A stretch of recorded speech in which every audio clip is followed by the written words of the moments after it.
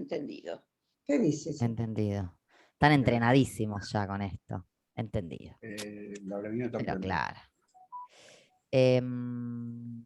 Bueno, chicos, empecemos. ¿No les parece? Los que Sí. llegan tarde se adaptan. ¿Está bien? Por eso. Sí, sí. Perfecto. Les voy a primero presentar mínimamente a Vero. No quiero gastar mucho tiempo en esto, así que les voy a hacer un resumen No como de una quién es Vero. Sí, También nos silenciamos todos menos Vero y yo. Dale, chicos, adiós, los silenciamos. Tengo una pregunta. Bueno, después Vero lo aclara, si se pueden desmutear, hacer preguntas, comentar. Sí, me imaginé. Bueno, primero les quiero contar que Vero es licenciada en Psicología de la UBA, se formó como psicodramatista y como psicoanalista con perspectiva de género, trabaja para el equipo de ESI, que es Educación Sexual Integral, en el Ministerio de Educación de la Nación, da capacitaciones para docentes y diseña material sobre educación sexual integral, trabaja en consultorio particular con adolescentes y adultos, da talleres de educación sexual integral y crianza a docentes y familias y da clase de psicoanálisis y género en posgrado, etcétera, etcétera, etcétera. Vero, bienvenida, muchas gracias. Contanos Gracias. vos cómo nos manejamos durante tu charla. Bueno, gracias por la bienvenida, gracias por estar acá. Estoy muy contenta, a mí me gustan mucho los espacios de compartir. Lo que uno sabe, lo que uno vivió, las experiencias que uno fue atravesando y compartirlas, ponerlas a circular. Mi idea es, yo preparé una charla con algunas cosas que les quiero transmitir, con algunos conceptos, con algunas ideas, y después dejar todo un tiempo para preguntas. Seguramente mientras vayan escuchando se les van a ir apareciendo recuerdos, ejemplos, preguntas, y la idea es darle un espacio a todo eso que aparezca o que se mueva en ustedes a partir de lo que vayan escuchando. Si durante lo que yo voy a estar contando aparece alguna pregunta en relación a eso no lo entiendo, ¿lo puedes decir de nuevo? Desmutéense, interrúmpanme o levanten la mano, ¿sí? Esas no las dejemos pasar, por si hay que volver con algún concepto. Porque, ya lo digo de entrada, trabajar con género, que ahora vamos a ver de qué hablamos cuando hablamos de género y cuando hablamos de perspectiva de género, y cuando hablamos de revisar ideas también, ¿no? Que ese es todo el título de la charla de hoy. Revisando ideas desde la perspectiva de género. Hay mucha información que seguramente ustedes ya tienen, pero que quizás no la tienen con este nombre, o con estas palabras, o con estos conceptos, porque todas y todos tenemos muchas experiencias de vida ligadas a género, es decir, a ser mujeres, a ser varones. Entonces, muchas veces, hablar de estos temas moviliza sensaciones, moviliza anécdotas, moviliza recuerdos. Entonces, por eso me parece que es importante hacerle lugar a estas cosas que puedan pasar durante la charla, ¿sí? Diferente es si hay duda de no entiendo, explicarlo de nuevo. Ahí me paran y está todo bien, ¿sí? Y me interrumpen. Me gusta este título porque cuenta un montón. Este título ya dice un montón acerca de lo que vamos a hacer en este rato que vamos a compartir. Empieza diciendo revisando. Lo que revisar es como buscar, como volver a mirar en un lugar. Cuando a una se le pierde algo, y empieza como a revisar cajones arriba de la mesa, y la biblioteca, y la mesita, ¿no? Uno empieza a revisar, a volver a mirar, a volver a pasar por algunos lugares buscando algo. Y a mí me gusta que hay una definición del diccionario que dice, ahí había alguien en sala de espera, que revisar es ver con atención y cuidado. Y eso es lo que vamos a hacer, ¿no? Vamos a ver, vamos a mirar, vamos a revisar, a volver a mirar algunas cosas de la vida, ¿sí? Algunas experiencias, con atención y cuidado.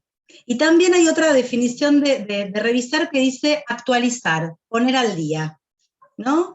Que también me gustó, porque hay algo que tiene que ver con esta revisión desde la perspectiva de género, que implica algo de actualizar, ¿no? De poner al día en el sentido de mirar cosas que por ahí ya miré un montón de veces, pero mirarlas desde otro lugar, ¿sí?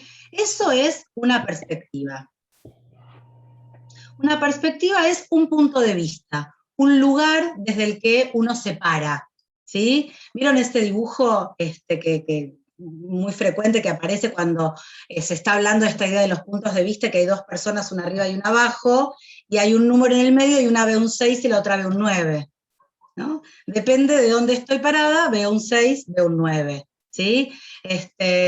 Depende de dónde esté parada en este momento. Si miro por la ventana veo árboles con flores en nuestra primavera del sur, pero si estoy parada en el hemisferio norte, voy a mirar por la ventana cómo caen las hojas del otoño, ¿no? Algo de la perspectiva tiene que ver no con qué miro, sino con desde dónde miro, dónde me paro para mirar, ¿sí?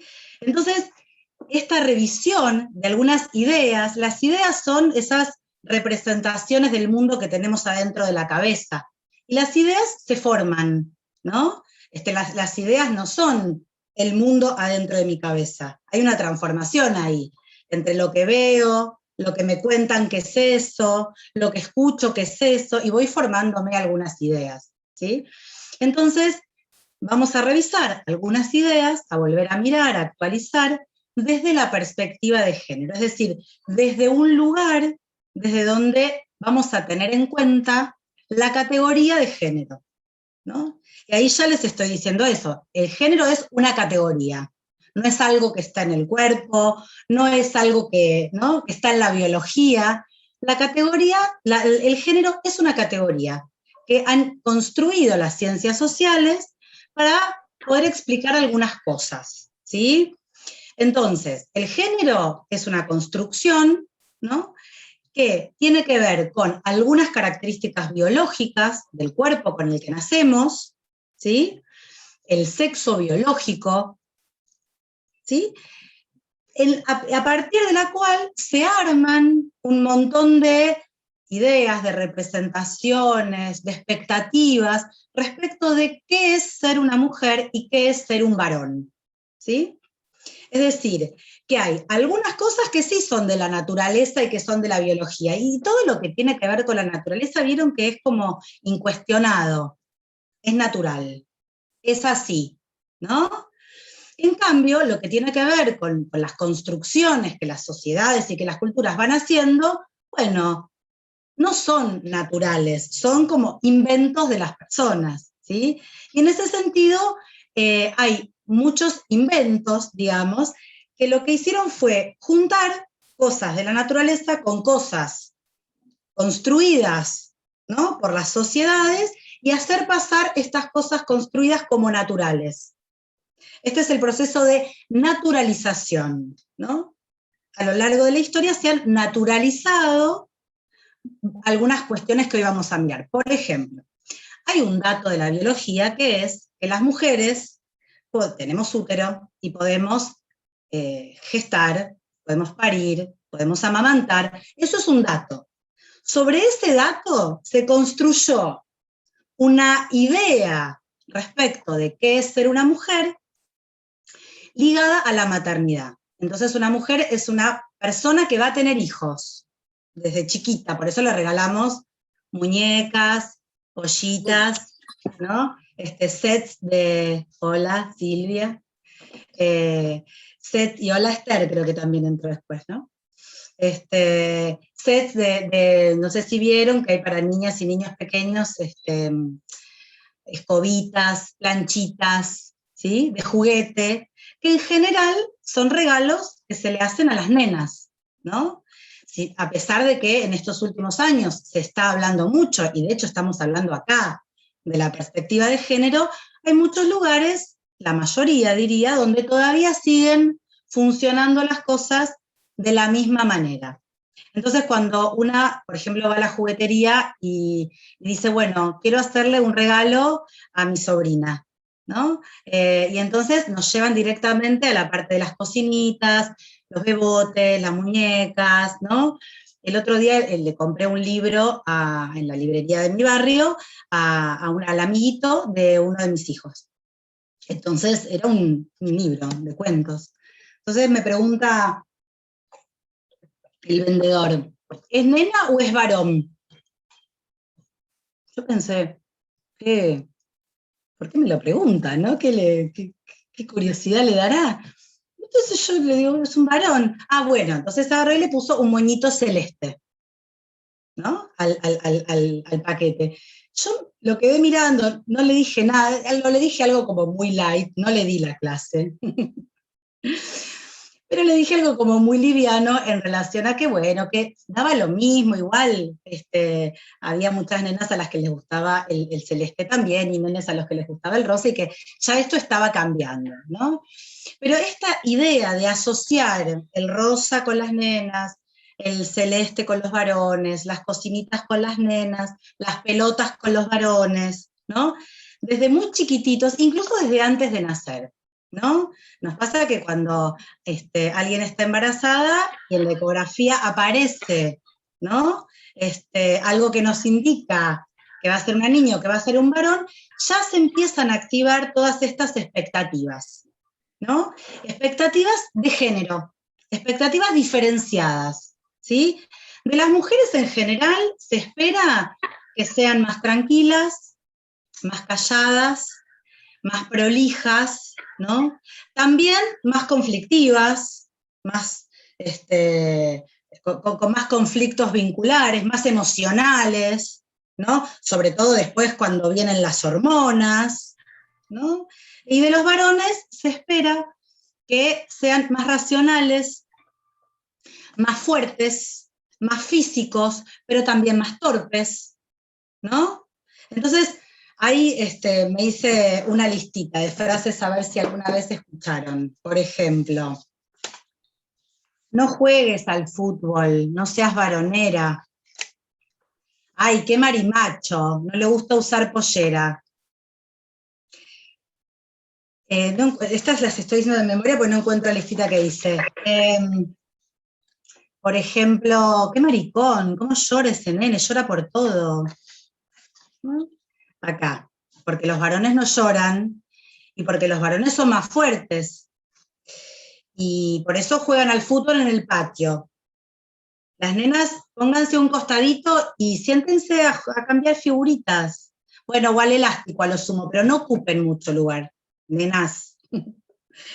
Entonces, bueno, como las nenas son más tranquilas y más prolijas y más delicadas, van a hacer los carteles de la sala en el jardín, o van a escribir en el pizarrón, ¿no? Y entonces por ahí si iba un nene que quería escribir en el pizarrón, no, vos te sentás, ¿no? Porque seguro que sos torpe y desprolijo, como todos los varones, ¿no? Y después ya, un poquito más grandes, estas cosas que habrán escuchado: no seas provocadora, no te pongas una pollera tan cortita, ¿no? Porque después si te pasa algo, vos te la buscaste. No andes sola por la calle de noche, no directamente no salgas de noche, ¿no? Con todo un mensaje a las chicas que tiene que ver con cuídate de los hombres. Los hombres son peligrosos. Si no haces lo que quieren, se pueden enojar mucho y te pueden hacer daño. No los hagas enojar entonces. Atendelo bien, ¿no? Digo, como incluso mensajes de las propias mujeres a las mujeres. Incluso cosas que hasta podemos haber dicho nosotras, ¿no? Porque pasan, son cosas que pasan de una generación a otra, como ideas que dicen, las cosas son así. Ser mujer es esto, ser varón es esto. ¿Sí? Después, parte de lo que estamos mirando a través de la perspectiva de género es pensar que en realidad estas cosas no son así. Estas cosas están así. Están así en nuestra cultura y en nuestro tiempo socio-histórico, pero que en otras culturas pasan otras cosas, o que en otros momentos han pasado otras cosas. Es decir, a mí me gusta pensar que las cosas no son así, que las cosas están así, y como están así, pueden estar de otra manera, ¿no? Que es lo que venimos viendo en estos últimos años, sobre todo a partir del movimiento Ni Una Menos, ¿no? Que habrán escuchado y habrán visto, ¿no? Que a partir del 2015, a partir de un hecho muy terrible, que es el femicidio de una joven, bueno, la sensación es, no da para más. Entonces, Ni Una Menos tiene que ver con este movimiento, no solo de mujeres, no solo ligado al feminismo, es como un momento en el que se amplía a todas las personas que estamos cansadas de que las cosas anden tan mal. Y que si las cosas están así, no están muy bien. Porque hay muchas personas que la están pasando muy mal, con diferentes grados de pasarla mal, ¿no? Que tiene que ver con, bueno, tener que hacer cosas que una no quiere hacer, pero las tiene que hacer porque está obligada, ¿no? Por ejemplo, digo, volviendo a esto que decía antes de la maternidad como un destino de las mujeres. Ya desde los años 60 que hay píldoras anticonceptivas, ¿no? Que permiten que una mujer pueda decidir si quiere tener hijos o no, y si los quiere tener en ese momento o no. Esto que también habrán escuchado, mi cuerpo, mi decisión, ¿no? Cuando el Estado decide en nombre de las mujeres. No podés abortar, por ejemplo, y vas presa, ¿no? Entonces, ahí una pierde la posibilidad de decidir qué hacer con su cuerpo, ¿no? Que implica una decisión para toda la vida. Incluso una mujer que decide dar en adopción implica algo para toda la vida, ¿no? Entonces, estas son las cosas, de a poquito, vamos viendo, que podemos ver a partir de la perspectiva de género, ¿no? Que hay algunas cuestiones que están siendo de una manera que provoca sufrimiento a algunas personas, no a todas, pero a más de las que creemos, porque no es, y acá, bueno, hablamos del patriarcado, que es otra palabra que deben haber escuchado últimamente bastante, que tiene que ver con el nombre de este sistema sociocultural en el que vivimos, ¿no? Donde hay jerarquías. No es lo mismo para algunas cosas ser varón o ser mujer, ¿no? Apoyado en estas ideas de las que les hablaba hace un ratito, como las mujeres son más emocionales, ¿no? Y además después seguro que si tienen hijos van a faltar al trabajo un montón porque se van a tener que quedar con sus hijos. Para los cargos jerárquicos en las empresas, elijamos varones. Entonces, el porcentaje de varones en lugares de poder, ya sea en el gobierno, en poder político, en el poder en las empresas, en el poder adentro de las instituciones, lo suelen ocupar más varones. Numéricamente, ¿sí? Esto es lo que se llama el techo de cristal, ¿no? Que para las mujeres, en el ámbito, por ejemplo, empresarial, hay un techo. Son muy poquitas las que pueden llegar un poco más.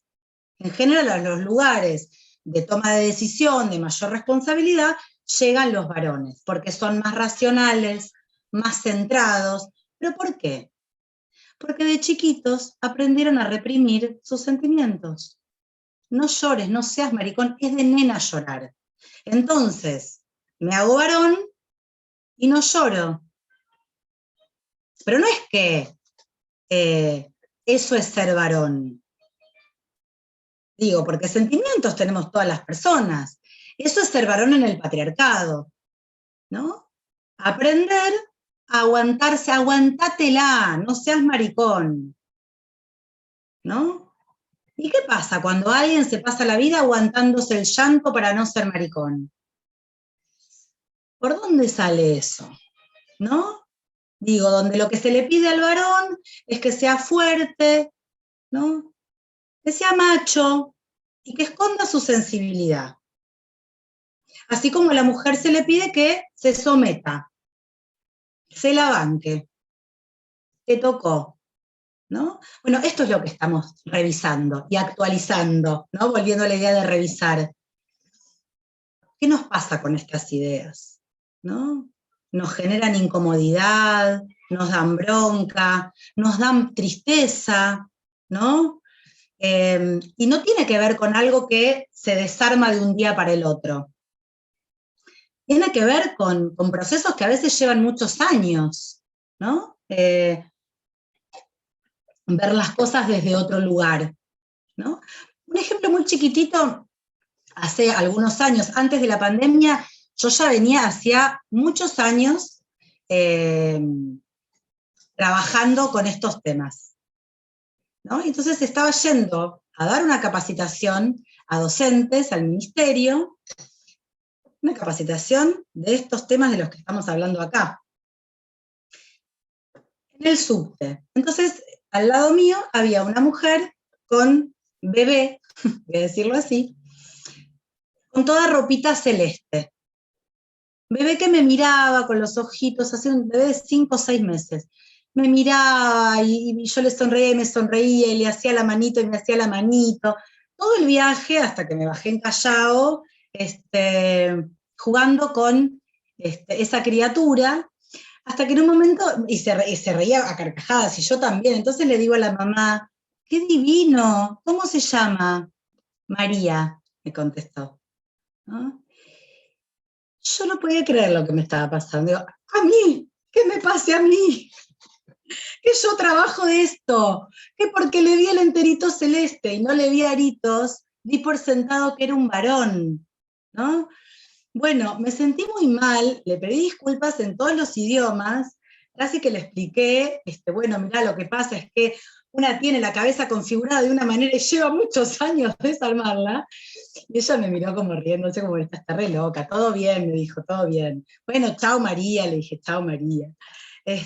Digo, pero este es un tema que para mí hacía muchos años que estaba en revisión, en mi propia vida, en mi propia experiencia, en los libros que vengo leyendo, y me pasó eso, ¿no? Quiero decir, pongo este ejemplo porque esto es un proceso, y es muy importante no perder nunca la amorosidad en los procesos de revisión, ¿no?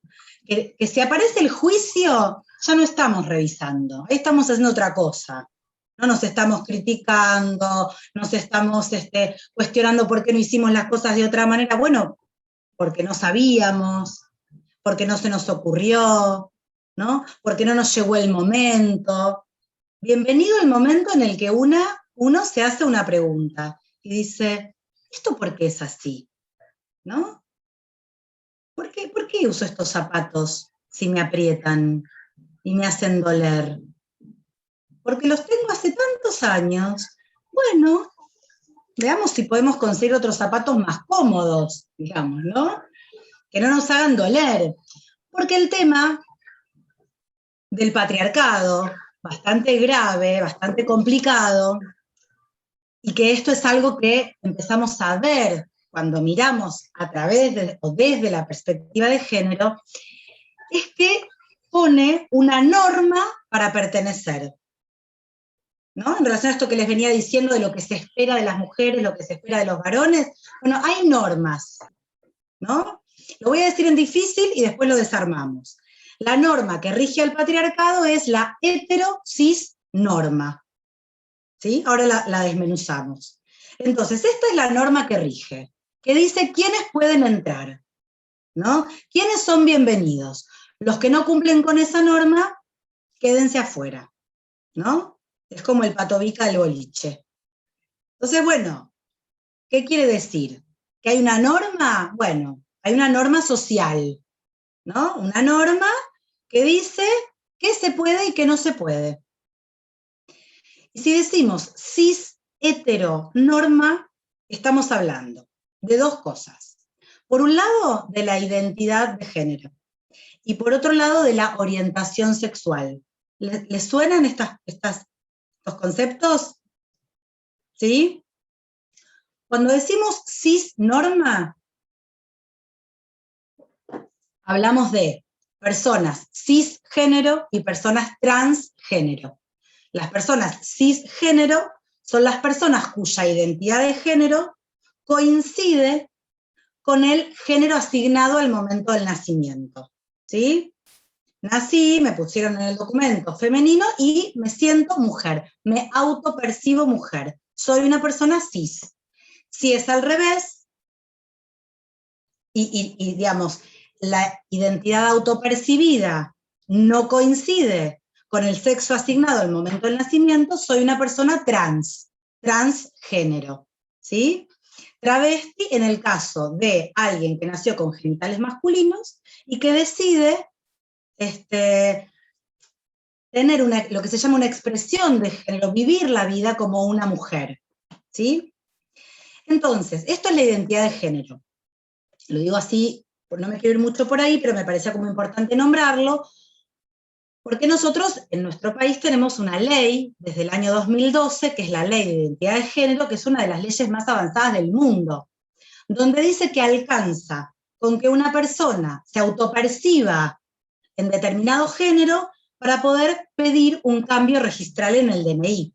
Hay otros países en los que o no hay esta ley o tienen que pedir una autorización a un psiquiatra que diga sí, está bien, o tienen que hacerse un tratamiento de hormonas, ¿sí? En nuestro país alcanza con el género autopercibido. Y esto es algo muy importante, porque personas trans hubo a lo largo de toda la historia de la humanidad. Lo que pasa es que la cisnorma indicaba que solo podían entrar al mundo visible, al mundo que compartimos, a estudiar, a trabajar, ¿no? A casarse, las personas cis. Y las personas trans quedan afuera de esa cisnorma, afuera de este mundo posible, ¿sí? Pero no quiere decir que no hayan existido, ¿no? Han sido invisibilizadas. De ahí viene este concepto, que es el concepto de closet, que habrán escuchado, ¿no? Alguien que sale del closet, ¿no? Bueno, el closet es un concepto que tiene que ver, es un dispositivo, ¿no? Que tiene que ver con un lugar para esconderse las personas que no pueden hacer sus vidas visibles, porque no encajan en la norma. Y esto ha sido así históricamente para las personas trans. Por eso, el índice de la esperanza de vida para las personas trans es de entre 35 y 40 años. ¿Sí? Porque están afuera de toda posibilidad de vida, porque hay un montón de cosas que no pueden, ahora muchas más, desde que tenemos la identidad de género, tenemos un cupo laboral trans, ¿sí? Porque ¿de qué han trabajado históricamente las personas trans, las personas travestis? De prostitutas. Era el único trabajo al que tenían acceso, ¿no? En la medida en que hubo movimientos como Loana Berkins, que fue, ¿alguien habló? ¿O me pareció? Yo. Una sola aclaración para mí. Yo creo que el closet era más para el homosexual que para el trans. Es También. Decir, el trans es llevado, pero el closet era para el homosexual. Sí, está muy bien, Ernesto, lo que decís, porque ahora voy a eso. Está muy bien tu intervención. Porque, ¿se acuerdan que yo les decía? Cis, hetero, norma. Hasta ahora hablé de cis, ahora voy a hetero. Y ahí traigo lo que dice Ernesto. Ese es el closet que seguramente cuando yo les dije, si escucharon alguna vez a alguien que salió del closet, seguramente haya más posibilidades de que haya sido una experiencia de alguien homosexual que deja de hacer la farsa de una vida heterosexual que no le va y se asume homosexual ante los demás. Sí, es exactamente así. El dispositivo del closet se usa para todas las subjetividades que quedan por fuera de la norma y que tienen que esconderse de la vida social para poder hacer una vida, ¿no? La otra parte de la norma es la heteronormatividad obligatoria, ¿sí? Es decir, que así como son bienvenidas las personas cis y no las trans, son bienvenidas las personas hetero y no las homosexuales. Y esto tiene que ver con la orientación sexual. Antes hablamos de identidad de género, que tiene que ver con cómo me siento mujer, me siento varón. Y ahora hablamos de la orientación sexual, que tiene que ver con qué me gusta. Me gustan las mujeres, me gustan los varones, me gustan las mujeres y los varones, no me gusta nadie, ¿no?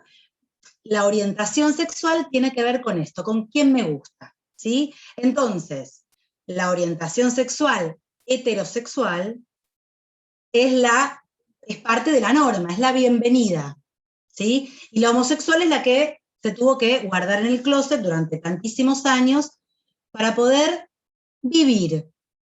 Ni siquiera decimos para poder disfrutar de la sexualidad, para poder tener una vida digna, a veces es para sobrevivir, ¿no? El closet es un dispositivo que produce mucho sufrimiento, ¿no? Porque se tiene la sensación de que algo está mal en uno. Y ni la identidad de género ni la orientación sexual son cosas que uno elige desde la voluntad y la conciencia. Hoy me levanté y me estuve pensando que me gusta. Es algo que se siente. Todas las personas trans cuentan que la sensación de estar en un cuerpo equivocado es una sensación que han tenido desde los primeros años de la vida. El closet de las personas trans es todavía más intenso que el de las personas homosexuales porque todas las personas que quedan por fuera de la heterosis norma pertenecen a algo que erróneamente se llama minorías. Pero no son minorías numéricas, no son pocas personas. Son minorías porque no son la mayoría que está en el centro, pero son una enorme cantidad de personas que sufren mucho porque se tienen que esconder, porque no pueden conseguir un trabajo. Por ejemplo, desde el 2010, nosotros en nuestro país tenemos una ley de matrimonio igualitario, que dice que dos personas del mismo sexo pueden contraer matrimonio, es decir, acceder a todos los derechos de las personas que se casan. Por ejemplo, no sé, que uno le dé la obra social al otro, ¿no? Anotar a los hijos como de las dos personas. Pero esto no quiere decir que personas del mismo sexo empezaron a vivir juntas y a formar familia en el 2010. Esto pasó a lo largo de toda la historia. El tema es que antes estaban en el closet, entonces, ¿qué pasaba? Imagínense la cantidad de problemas de la vida cotidiana, ¿no? De dos personas que forman una familia, pero no se pueden casar, porque no tienen una orientación sexual que es la aceptada. Entonces, bueno, tienen hijos. ¿Cómo hacen para tener hijos? Bueno, tenemos técnicas de fertilidad asistida hace muchísimo tiempo, adopción, siempre se las han arreglado de alguna manera. Tienen hijos, los tienen que anotar a nombre de una de las dos personas, no se puede de las dos. Entonces, si a una le pasa algo y se enferma, ¿quién cuida de ese hijo? Porque el otro, ¿quién es? La pareja de la madre, la pareja del padre. No es la otra mamá o el otro papá. No tenía derechos en relación a ese niño o esa niña. Entonces, la ley de matrimonio igualitario lo que trae es derechos para que muchas personas que estaban sufriendo mucho tengan vidas más dignas. Pero no crea realidad. Las leyes no crean realidad. ¿Se acuerdan cuando fue la ley de divorcio? Que se decía, ahora la gente va a salir a divorciarse todas en malón, ¿no? No, se fueron a divorciar los que necesitaban divorciarse, los que ya estaban divorciados pero no en los papeles, digamos, ¿no? Las leyes no crean realidades, las leyes siempre llegan después. A veces llegan mucho después, y muy tarde, ¿no? Como por ejemplo el voto femenino. ¿Qué pasó? Que durante tantos años solo votaban los hombres y no las mujeres, ¿no? Digo, bueno, las leyes llegan para legitimar o para visibilizar o para nombrar realidades que ya existían desde hacía mucho tiempo, ¿sí? No las crean, sino que las hacen legítimas. Les dan derechos a personas que no los tenían, injustamente no tenían derechos, ¿sí? Entonces,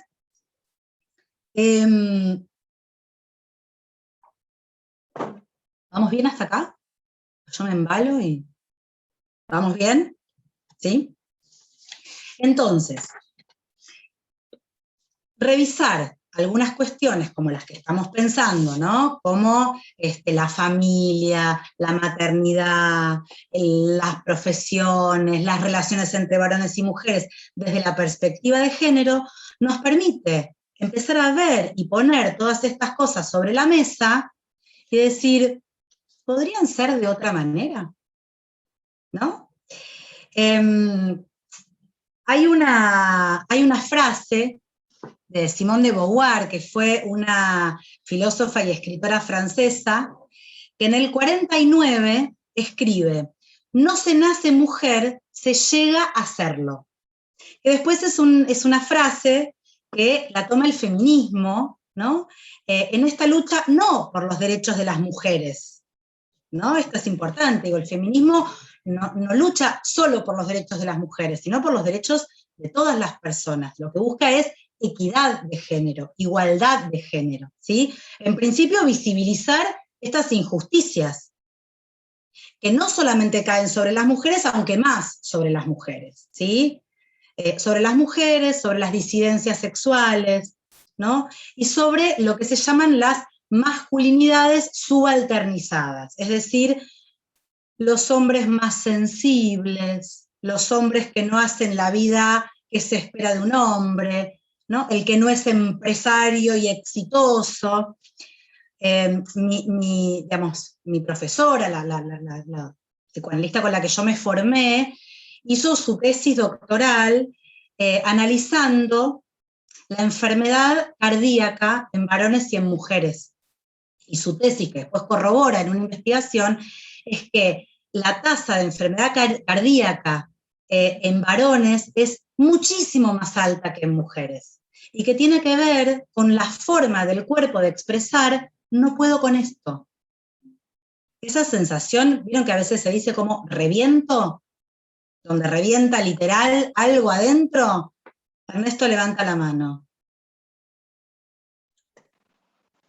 Según me explicó el médico, yo no soy médico, pero la mujer, por las hormonas, ejerce una protección del corazón que el hombre no tiene.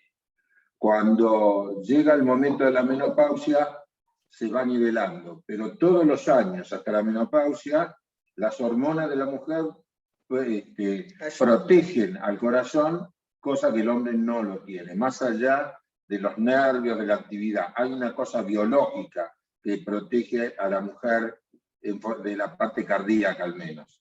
Claro. Está bueno esto que decís porque nos va como aportando diferentes explicaciones, ¿sí? Porque a veces una sola no alcanza, ¿no? Porque también esto que estamos mirando, ¿no? Todas las expectativas de género sobre los varones ponen muchísima responsabilidad: ser el padre de familia, ser el sostén económico. Bueno, no es para todos los varones. Algunos lo viven con más liviandad, con más facilidad, incluso con más alegría, y otros lo viven con mucho sufrimiento. Y el sufrimiento, lo sabemos todos, termina yendo al cuerpo, ¿sí? Por eso también, digo, es otra explicación complementaria en relación a por qué la enfermedad cardíaca es más predominante en varones que en mujeres. En mujeres hay otras, por ejemplo, la depresión. Hay epidemias de depresión en mujeres. Esto una psicoanalista argentina que se fue a vivir a España, que se llama Emilce Dio-Bleichmann, trabajó mucho en relación a esto, ¿no? Porque se empezó a dar cuenta que las mujeres en algún momento de la vida, en general, ligado a la maternidad, posmaternidad, tenían depresiones severísimas, en un número infinitamente mayor que el de los varones. ¿Y cómo puede ser? Digo, introduzcamos la variable género como una categoría a analizar en estas investigaciones. Esta es la propuesta, digamos. No veamos si tiene algo que ver o no, ¿no? Cómo vivimos, ¿no? Cómo vivimos, cómo fuimos criadas y criados, cómo nos educaron, cuáles son las ideas que se nos fueron armando, ¿no? Ana me parece que está hablando, pero está muteada.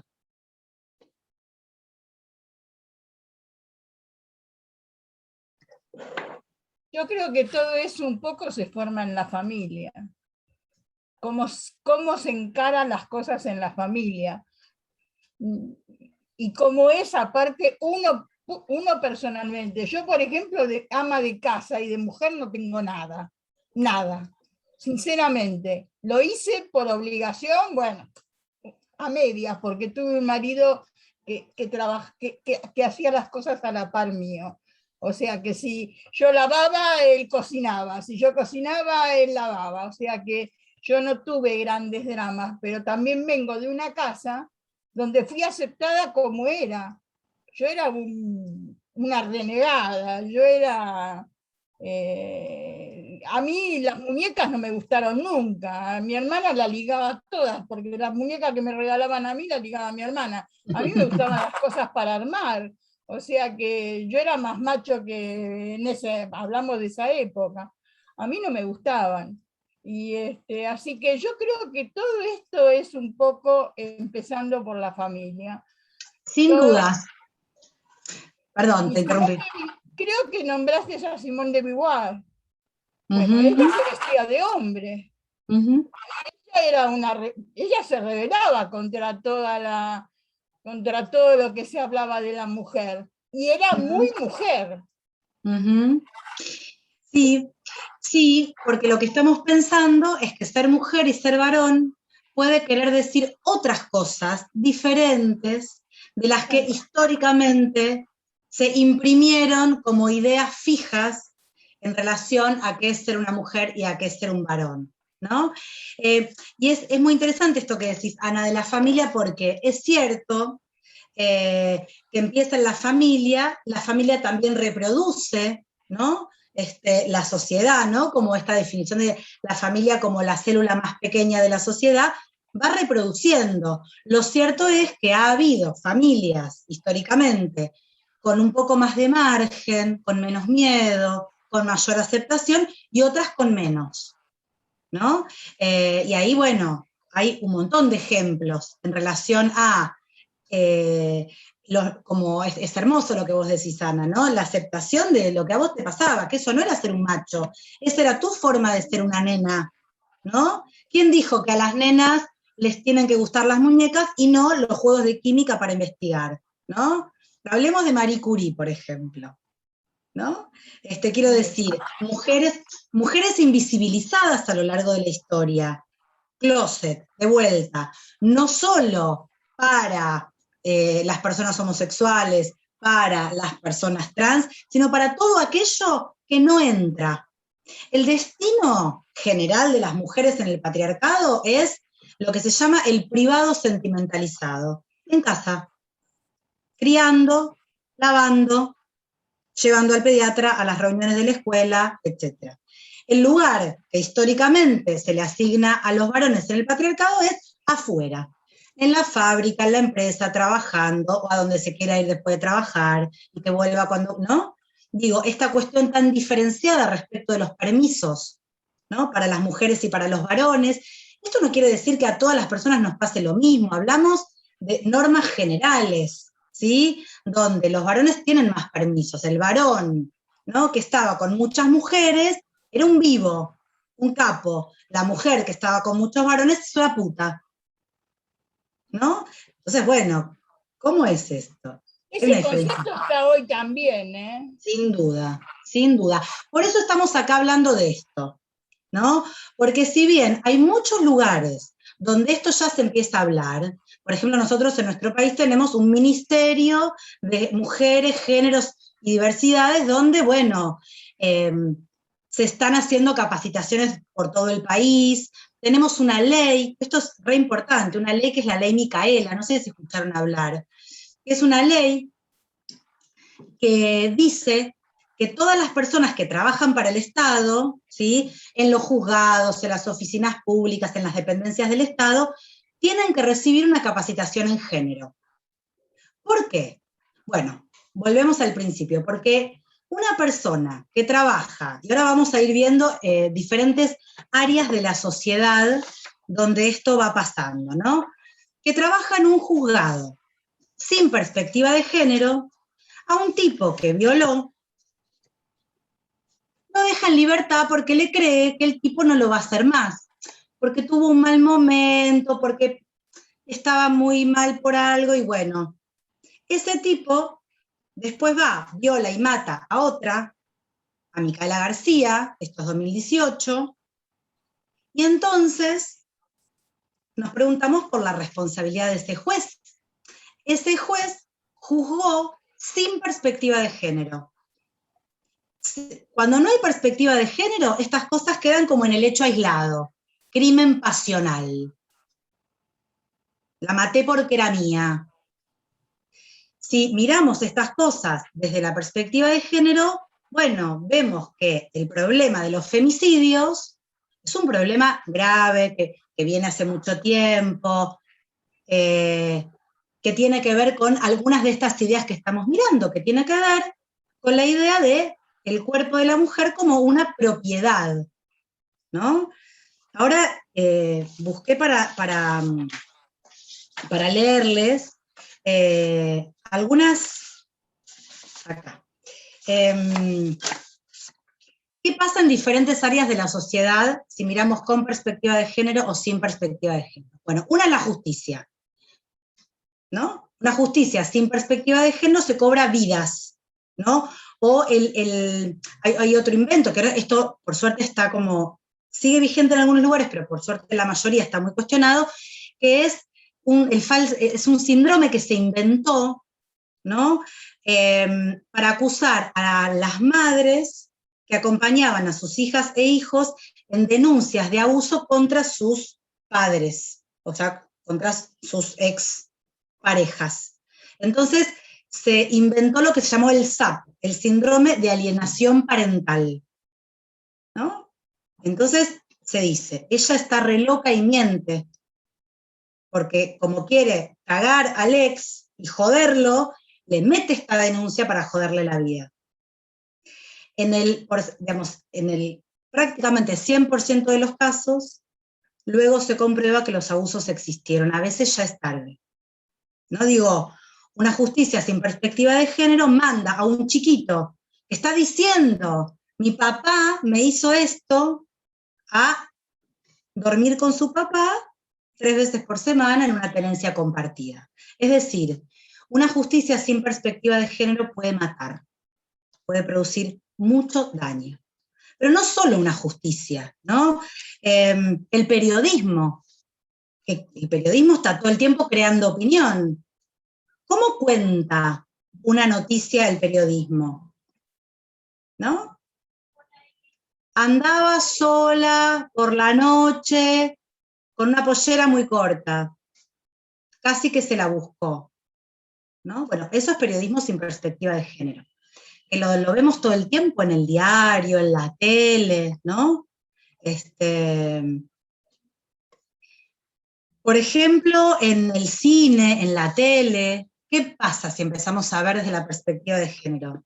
Bueno, si hoy volvemos a ver algunas películas, por ejemplo, del Olmedo y Porcel, como se dice, no resisten el archivo, ¿no?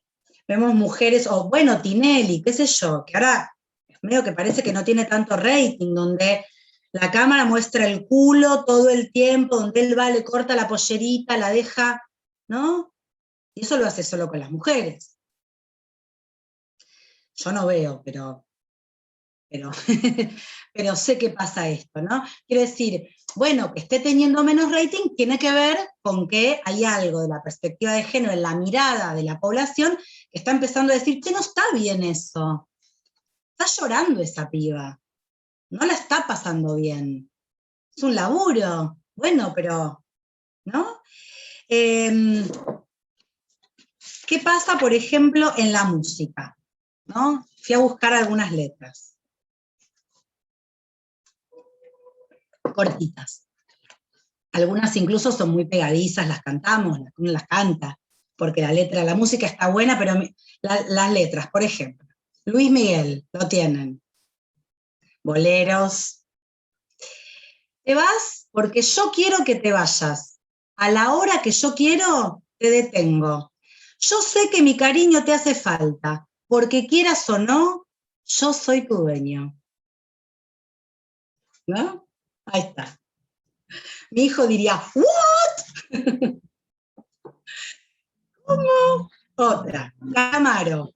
Lo fui a ver en mi adolescencia muchas veces a Calamaro. Soy propietario de tu lado más caliente. Soy dirigente de tu parte más urgente. Bueno, no vamos a hablar ahora de la poesía de la que carece, pero la letra, vamos. Soy artesano de tu lado más humano y el comandante de tu parte de adelante. Bueno, Julio Iglesias. Así abarcamos diferentes generaciones musicales. Acá Julio ya viene con la amenaza. No está tan tranquilo, dice, cuidado, me puedes perder. Si algo más no me atiendes, te voy a dejar de querer, si te pasas de amable. Y después ya directamente insulta y dice, tu reputación son las primeras 6 letras de esa palabra. La tienen. Llevarte a la cama era más fácil que respirar. Esa es de Ricardo Arjona. Bueno. Podría seguir, pero entienden de qué hablamos cuando hablamos de mirar desde la perspectiva de género. Escuchemos esto y digamos, ¿qué? No puede ser, está mal, nadie es de nadie, ¿no? Esto es lo que escuchamos a las jóvenes decir cuando marchan en el Ni Una Menos, el 3 de junio, mi cuerpo, mi decisión, ¿no? Inclusive, hay una que no les leí, de Alejandro Sanz, ¿no? Un español, dice, si me has tentado, no puedes dar marcha atrás, ¿no? Bueno, ¿no? Como las pibas jóvenes armaron algo muy interesante en relación al consentimiento, ¿no? Y desde las ciencias sociales, en el trabajo en teoría de género, se está trabajando sobre esta idea del consentimiento. ¿Qué quiere decir consentimiento? Decir que sí, ok, pero no es cualquier cosa decir que sí. Si estoy alcoholizada y sin conciencia, ese sí no vale. Tengo que estar sobria para decir que sí. Si digo que sí hoy, no quiere decir que sea así para siempre. ¿Sí? Entonces, hoy sí. Nos vemos mañana, no me puedes agarrar como si yo fuera tuya. Me tenés que volver a preguntar. ¿No? Digo, el consentimiento vale para ese momento de encuentro. ¿No? Y además, el consentimiento tiene que ver con un acuerdo. Entonces tiene que ser claro, por eso cuando una mujer está borracha, fuera de sí, sin conciencia, puede decir que sí, digamos, pero eso no quiere decir que esté diciendo que sí. Por eso, por suerte, en muchos juicios se está pudiendo nombrar esto como abuso, porque ese consentimiento sin estar en un estado de conciencia no vale. Eso es abuso. ¿Sí? Bien. Verónica, Sí, disculpame, Ana está levantando la mano. Ah, perdón, Ana.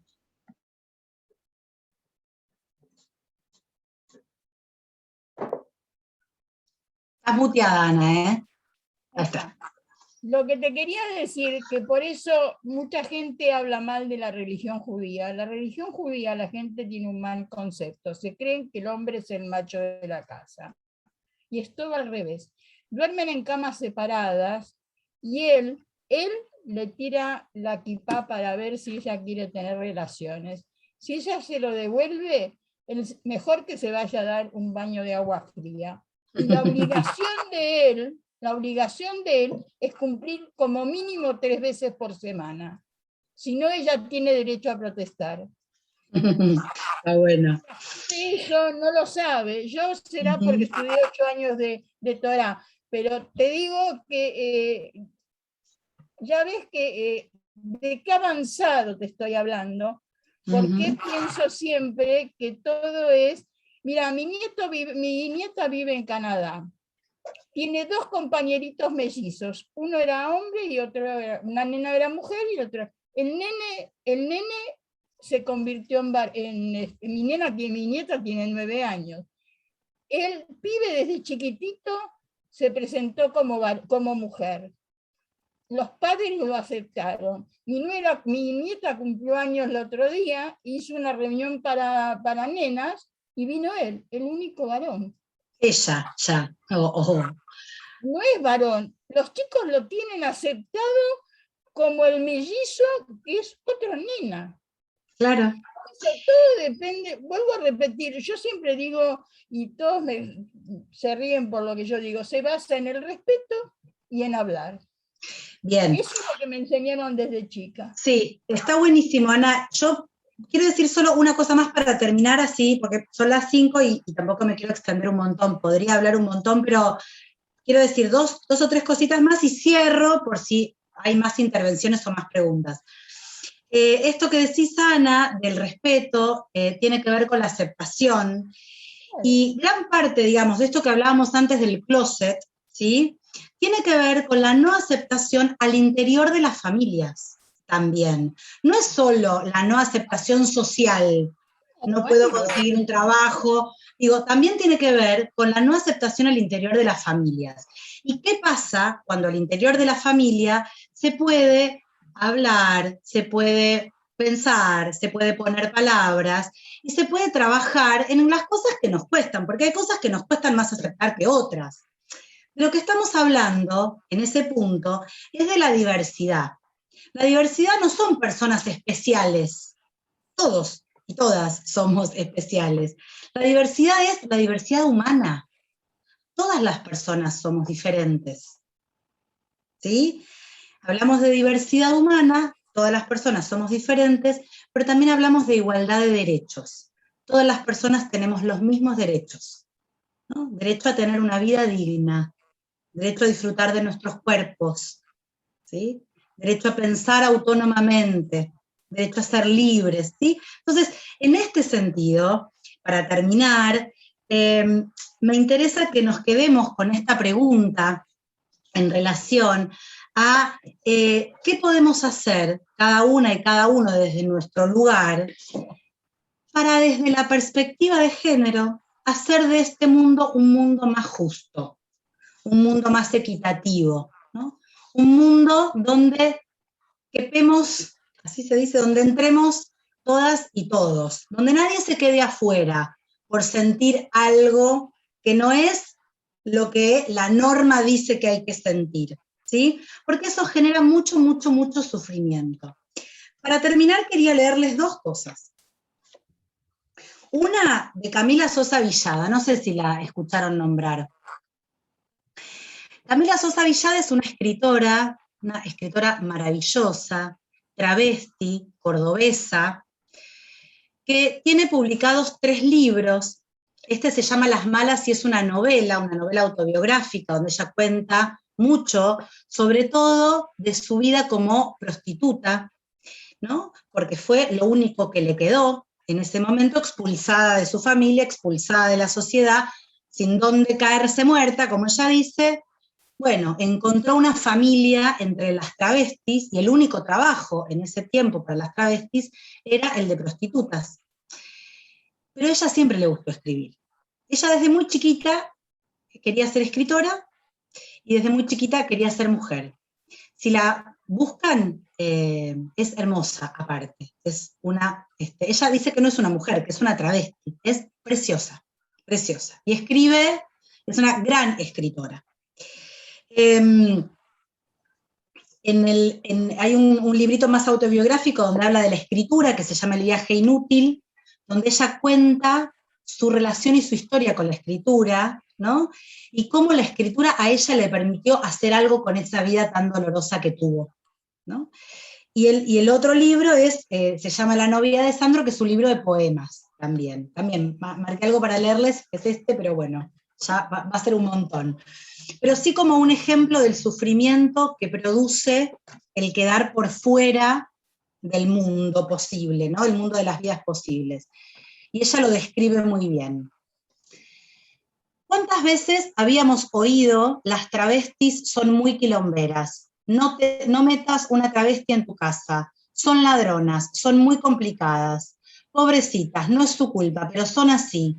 El desprecio con que nos miraban, la manera en que nos insultaban, los piedrazos, las persecuciones. Cada uno de los golpes que se sumaban a los que nos habían propinado nuestros padres para revertirnos,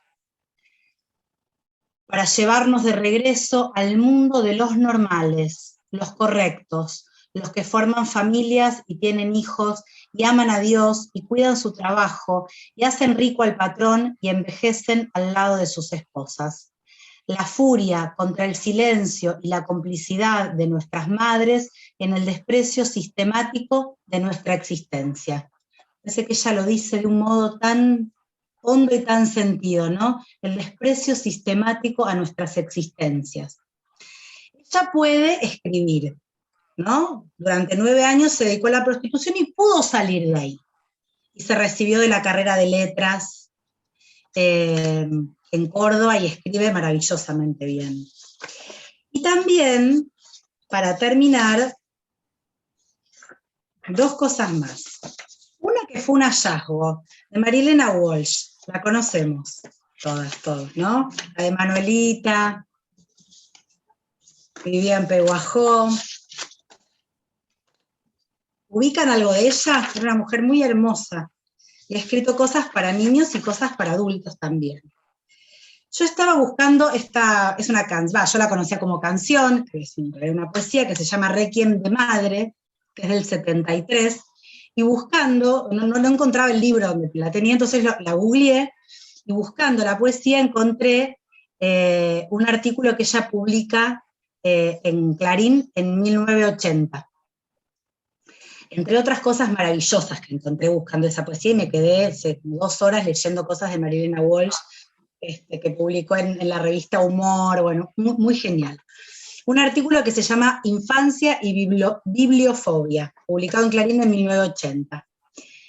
Dice, si a nuestra sociedad le preocupara en serio el hábito de la lectura en los chicos, procuraría no seguir fomentando la existencia de madres ignorantes.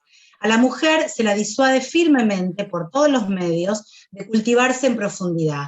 A una nena entusiasmada por una novela se le sugerirá que no se quede tanto tiempo sentada sin hacer nada, que ayude en las tareas domésticas, ¿no? Digo como una pincelada de lo que veníamos hablando en relación a las expectativas de género. Y el Requiem de Madre, que es de 1973, así como la cita de Beauvoir era del 49, dice, aquí yace, se llama Requiem de Madre, aquí yace una mujer, una pobre mujer que se murió de cansada. En su vida no pudo tener jamás las manos cruzadas. De este valle de trapo y jabón me voy, como he venido, sin más suerte que la obligación, más pago que el olvido. Aleluya, me mudo a un hogar donde nada se vuelve a ensuciar. Nadie me pedirá de comer.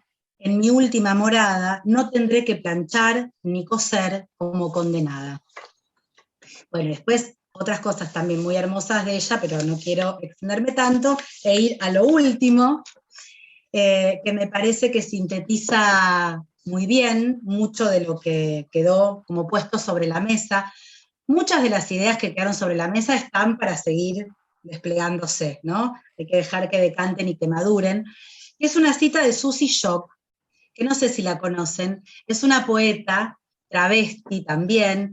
Ella dice que es una, ¿cómo dice? Una poeta trans sudaca, ¿cómo Maya? Trans sudaca, dice, ¿no? Algo así.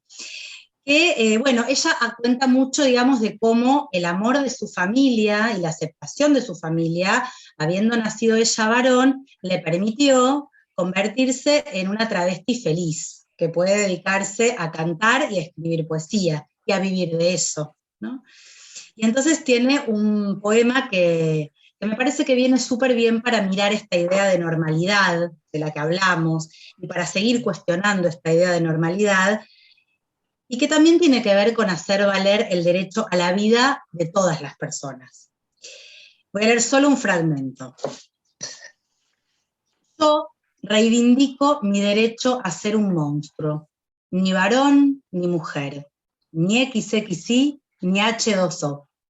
Yo, monstruo de mi deseo, carne de cada una de mis pinceladas, lienzo azul de mi cuerpo, pintora de mi andar, no quiero más títulos que cargar, no quiero más cargos ni casilleros a donde encajar, ni el nombre justo que me reserve ninguna ciencia. Yo, mariposa ajena a la modernidad, a la posmodernidad, a la normalidad, oblicua, visca, silvestre, artesanal, poeta de la barbarie, con el humus de mi cantar, con el arco iris de mi cantar, con mi aleteo, reivindico mi derecho a ser un monstruo y que otros sean lo normal. Bueno, hasta aquí. Hermoso. Es muy lindo lo que escribe Susy Shock también, para el que quiera buscar. Todas las que leíste son, bueno, María Elena también, grandiosa, todas, Camila también. Buenísimo. ¿Alguno quiere decir algo, preguntar algo? Vamos, Ernesto, todavía. Vicky también. A ver, Yo Ernesto hace primero. 33 años atrás había llevado a un profesor de la universidad, a la Benebrit, para que diera una charla de comunicación. Y él había dicho, 33 años atrás, prepárense, porque lo que más va a evolucionar es la comunicación. Indudablemente, impensado el celular chiquito, había gente que tenía poder económico que llevaba la valija con el teléfono en ese momento, y llegamos a la actualidad con las comunicaciones. No obstante, yo creo que lo que pasó con la sexualidad y con la libertad de hace 33 años a hoy lo supera la comunicación. Pensar hace 33 años que uno iba a poder tener un hijo sin gestarlo, que uno tenía una sexualidad de varón, mujer, o que si era varón le gustaban los varones y si era mujer le gustaban las mujeres, y ahora tenemos el no binario. Cosa realmente que a mí hoy, yo a veces lo comento con mi señora, y digo, con las leyes que salieron, con la ley de matrimonio igualitario, el que está en esa situación, lo que le cambió la vida, no hay teléfono que se pueda comparar. El poder adoptar un chico, el poder gestar en otra persona y ser el padre del chico, para mí supera ampliamente lo que fue la evolución de la comunicación. Estoy todavía asimilando dónde uno está viviendo. Y realmente me parece maravilloso. Es decir, es algo que estamos cambiando para bien, rompiendo paradigmas y para el bien del ser humano. Es lo que, digamos, una reflexión del tema. Buenísimo. Bueno. Qué bueno, gracias. Piel de gallina me dieron las palabras de Ernesto. Gracias, Ernesto. Vicky. Vicky. Sí, yo quiero decir que si todos, en general, tomamos al ser humano desde que nace como una persona, sin condiciones y sin nombres, sin ponerle cosas que todos queremos, los dejamos ser como ellos son, y ahí se terminan todo lo distinto. Son todos iguales. Cuando nacen somos todos iguales. Quizás con distintos órganos, pero bueno, eso sería lo menos. Lo más sería respetarlos como son y lo que quieren. Y yo creo que ya evolucionó bastante todo como para que la mayoría de la gente empezó a aceptar las personas como son, con las condiciones y con los gustos y con todo lo que ellos quieren ser. Los padres queremos ver a los hijos felices. Entonces ya no oponemos a nada. Y entonces desde ahí van a ser una nueva época donde no haya diferencias. La diferencia la va a hacer cada uno como quiera. Y respetando, vamos a llegar, creo que vamos a lograr, a ser un poco más felices todos. Sí, está buenísimo, Vicky, perdón, solo esto, ¿no? Está buenísimo lo que decís. Yo creo que esa igualdad de la que vos estás hablando es la igualdad de derechos, ¿no? Que no seamos diferentes, sino que las diferencias no sean un problema. Claro, no hay diferencias. La hacemos con un órgano distinto. Pero yo creo que sí hay diferencias, pero que las diferencias no tienen por qué ser un problema. Que no tienen por qué ser diferencias para que nosotros la pongamos en una vidriera Eso, que tiene que ser esto o aquello. No está muy bien. Es así. Hay gente que nace ciega, hay gente que nace sorda, hay gente que nace sin un brazo, Bueno, hay gente que nace con un órgano y hay gente que nace con otro. Y eso lo superamos con todas esas cosas. Perdón que me metí tanto. Yo pienso que acá en Argentina lo hemos superado una barbaridad. Donde vi realmente que la mujer es esclava total es en los países árabes, pero total. No puede salir sola, tiene que salir con un hombre, la apedrean si se acuesta con alguien que no es el marido. Es terrible la situación, te podía hablar una hora de ello, que no es ahora no es momento para hablarlo, pero ahí sí que se discrimina terrible. Acá por suerte se lo ve ahora muchísimo más leve y mejor que antes. Lidia estaba por decir algo. Sí, no, yo lo que iba a decir antes es que yo creo que las nuevas generaciones ya no se cuestionan, ya lo toman todo con la normalidad que nosotros no tomamos. Como que ya están mucho más evolucionados que nosotros, y eso me parece fantástico. Sí, de a poco, y no en todo, pero sí es cierto que hay algunas cosas que nos las enseñan los más jóvenes. Sí, total. Eso es cierto. Acordémonos una cosa, nosotros acá en Argentina, por ejemplo, maestros jardineros no hay. Es decir, ¿qué pasaría con los padres si mandan a una nena y ven que la recibe un hombre? ¿Elegirían ese jardín? ¿Lo mandarían a otro lado, aunque sea gente joven?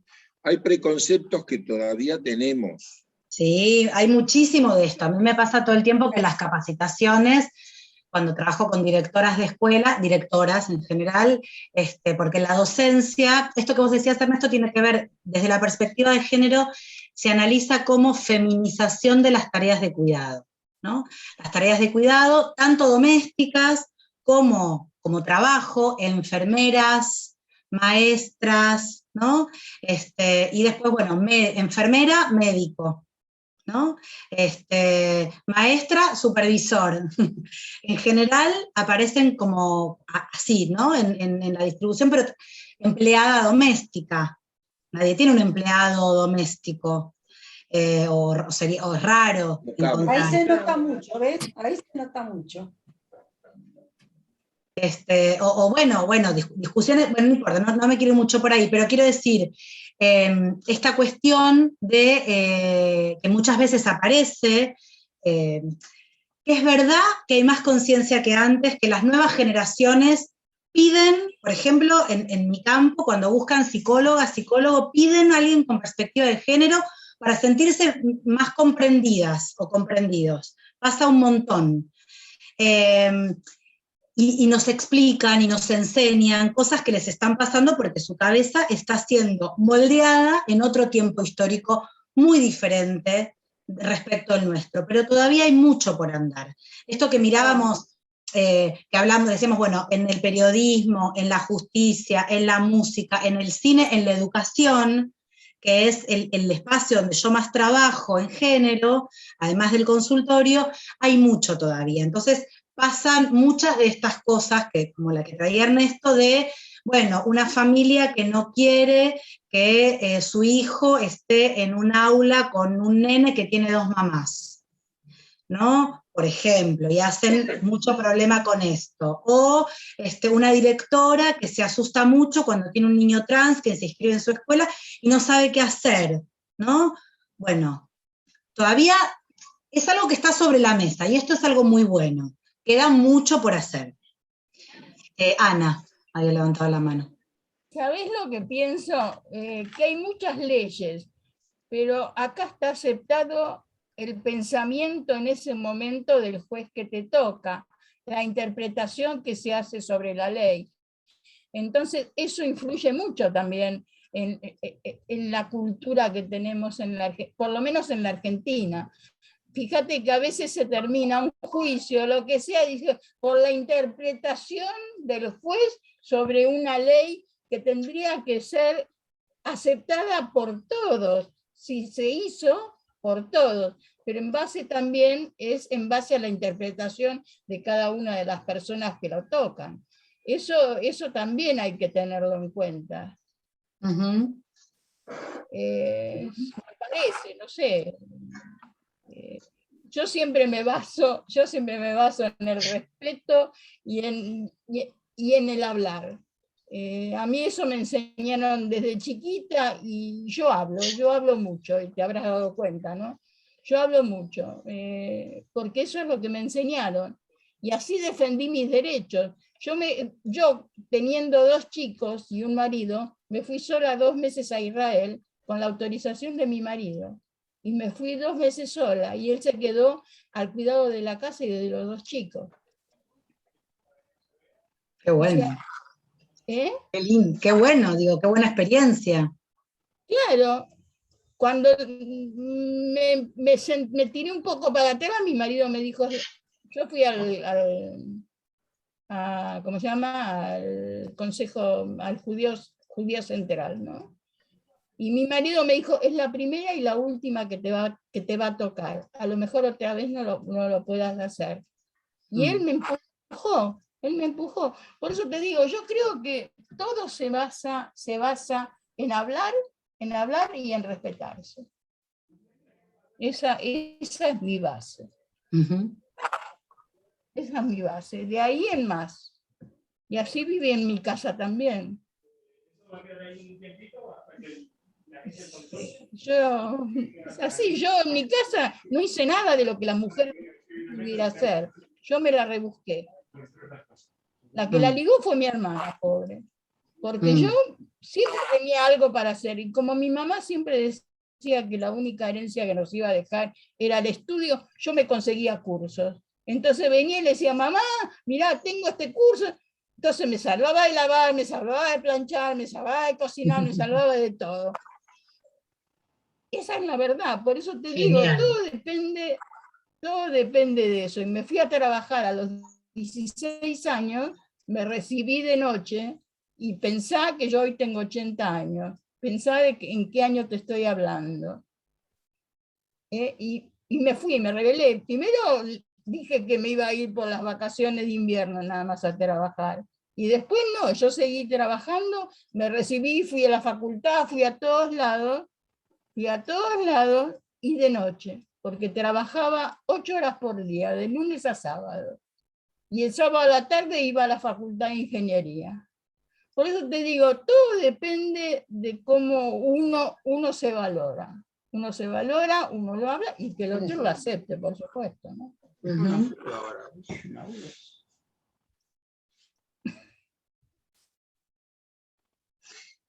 Bueno, no sé, María. ¿Alguien Me más? encantó la charla, ya te lo digo, Bien. te felicito. A mí Gracias. particularmente me encantó. Gracias, Ana. Qué bueno escucharlos también a ustedes hablar Sí. de esto. Bueno, no sé, ¿alguien quiere decir algo más? Sí, es un tema para seguirlo, no para dejarlo acá. Estuvo muy interesante, porque tenemos que abrir la cabeza en muchos aspectos. Claro, Hay que ayornarse con lo actual, como para entender un montón de situaciones. Totalmente. Más aún teniendo, ¿no? Imagino nietos y nietas muy jóvenes. Exacto. ¿No? Sí. También, digo, por y para ellos, por y para ustedes, por y para Exacto. el mundo, me parece, Vero, no sé, decime vos. Absolutamente, sí. Está bueno Sí. también. Nada, me encantó a mí también escucharlos a ustedes y a Vero. La verdad, muy interesante. Y Bueno. además son cosas que están, ¿no? Todo el tiempo en todas las cositas. Miren las cosas que nombramos tan habituales y tan cotidianas y tan que no nos ponemos a pensar y están en todo el tiempo. Exacto. Quizás empezar a pensar como plantea Vero, cada cosa nos sorprenda ¿no? De cómo está esto en todo, Ernesto. Una cosa que escuché, algo bueno de un político raro, pero estaba diciendo que el cupo que ellos estaban poniendo para la mujer que tenga participación en política era discriminatorio. Y tienen razón, porque le ponen el 30% femenino. No puede haber un 60% de mujeres, 30%, hasta ahí se pone el límite.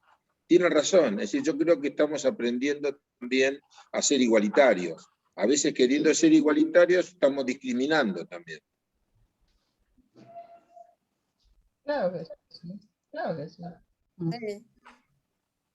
Bueno, eso que vos decís, lo que pienso yo, es que tiene que ser por valores, no por femenino, masculino, X, lo que sea.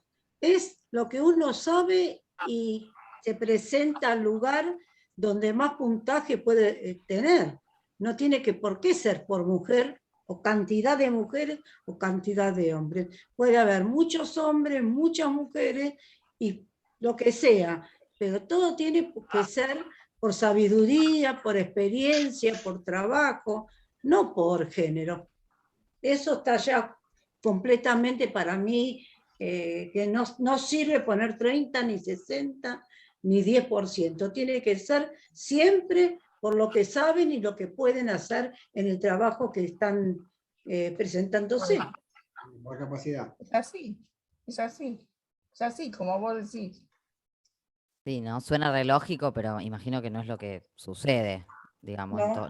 ni mucho menos en todos lados, y ni mucho No. menos cuando hablamos de alguien que no es ni mujer ni varón, pero bueno. Claro. Sí, es un tema para seguir, sí, en cada cosita que Vero decía hay para extenderse con cada cosa, y todo lo que ustedes tengan para aportar. Es larguísimo, lo podemos seguir si les interesa en otro momento, pero bueno, me parece que hasta acá estuvo buenísimo. ¿Sí? Todo lo Hermosa, que- hermosa la charla. Gracias Bueno, por me alegro. acompañarnos en esta primera aproximación. Gracias, Verónica. Un placer escucharte. Estabas por Gracias. decir algo, te interrumpí justito. No, agradecida por la escucha tan atenta y tan respetuosa y por la participación y por el compromiso, porque bueno, son temas movilizantes, así que la agradecida soy yo, que me dejan compartir esto que bueno, que uno va pensando y como es tan movilizante y produce tantos cambios y va produciendo esto, como cosas que uno va viendo en la vida cotidiana, es que a mí me interesa compartir y difundir, ¿no? Para que a otras personas también les pase algo de esto, ¿no? Compartir lo bueno. Así que bueno, gracias. No, gracias a vos. Gracias a vos. Muchas gracias. Gracias. Ujú, buenísimo.